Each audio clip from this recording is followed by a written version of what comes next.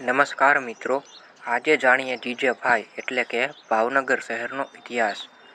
1743માં ભાવસિંહજી ગોહિલે સિહોરમાંથી રાજધાની ખસેડીને દરિયાકાંઠે ભાવનગર શહેરની સ્થાપના કરી હતી। કારણ કે દરિયાકાંઠે વેપારની મોટી તકો હતી અને એથી ભાવનગર ખૂબ ઝડપથી વિકસતું રહ્યું। ભાવનગરને સૌરાષ્ટ્રનું કાશી પણ કહેવામાં આવે છે। અહીં અનેક મંદિરો અને ધાર્મિક સ્થળો આવેલા છે। અહીંનું પાલિતાણા તીર્થ તો જૈન ધર્મના અનુયાયીઓ માટે વિશ્વ પ્રસિદ્ધ યાત્રાધામ છે। ભાવનગર માત્ર ધાર્મિક જ નહીં પરંતુ ઉદ્યોગ અને વેપાર માટે પણ ઓળખાય છે। અલંગ શિપ બ્રેકિંગ યાર્ડ આજે વિશ્વનું સૌથી મોટું શિપ તોડવાનું કેન્દ્ર છે, જ્યાં આખી દુનિયાના જહાજો તોડવા આવે છે। તે સિવાય અહીંનું ઘોઘા બંદર પ્રાચીન સમયથી વેપાર માટે પ્રસિદ્ધ રહ્યું છે।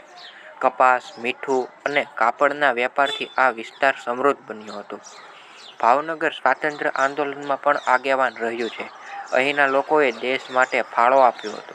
આજે ભાવનગર શિક્ષણ, સંસ્કૃતિ, ઉદ્યોગ અને ધાર્મિક કેન્દ્રો માટે સમગ્ર ગુજરાતમાં આગવું સ્થાન ધરાવે છે। તો મિત્રો, આ હતો જીજેભાઈ એટલે કે ભાવનગરનો રસપ્રદ ઇતિહાસ। તો આવા બધા જ જિલ્લાઓના ઇતિહાસ માટે મારી ચેનલને સબસ્ક્રાઈબ કરો અને વિડીયોને લાઈક, કોમેન્ટ અને શેર કરો। ધન્યવાદ।